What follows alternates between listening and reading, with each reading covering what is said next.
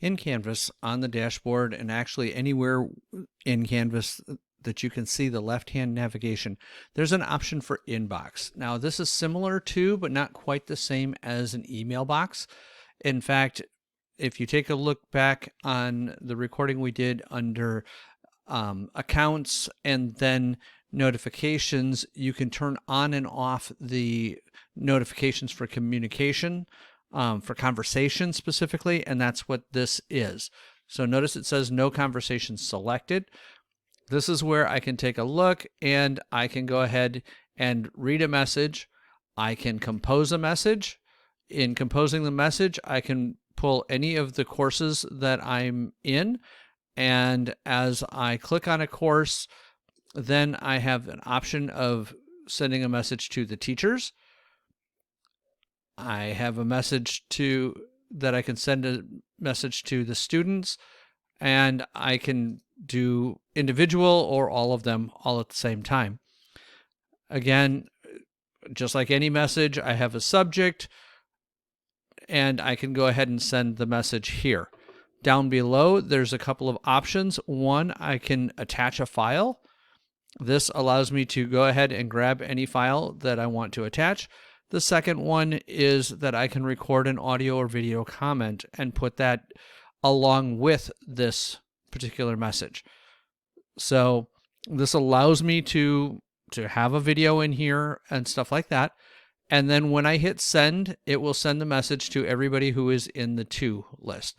So for instance, I could send it to everybody in this class, and that will send it to the teachers, including me, and all students. It's a really nice way of communicating in Canvas to your class. You notice here on the left-hand side that I have one unread message. That's because this one is still unread. I haven't marked it as read yet. As soon as I do, that message goes away, indicating that I have not read it yet. I also have the ability at the top to reply to a message. I can reply to everybody with that message. I can archive the message, which just puts it into an archive folder so I can look at it later. I can delete the message. Then I've got a couple of other options here. I can mark it as read. I can forward it to somebody, or I can star it, which basically makes it a favorite so I can get back to it later. In this message area, there is one area to be very cognizant of. Notice here under inbox, I can look at just the ones that I have not read. I can look at all of them that I have starred or made a favorite. I can look at my sent messages. I can look at my archived messages. And the last one here is submission comments.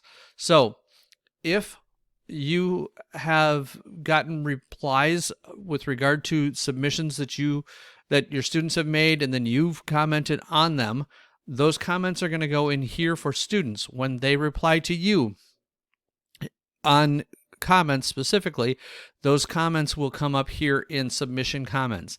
They are not in your inbox. So this is something to be very aware of. Check your submission comments every once in a while, and you may see a lot of messages that are in here as well. You also have the ability of looking at things by a specific course. So here I can look at my testing LTI course and just the inbox, and here you see this is the message that is from that. If I go back to all courses, you'll notice I've got a couple of different messages in here. So, and notice it does retain messages from years past. So until you clean it up, those messages will all be in here. This is the Canvas inbox. Understand also, by the way, just like assignments or announcements, the inbox, if you put in images and stuff like that, when it forwards to the student's email, it will not include those images. So just be careful, be cognizant of the fact that this doesn't truly act like an email system in that it will send everything through. It sends the information through, and when you reply, it'll come into this inbox if you reply from your college email address. So this is the Canvas inbox.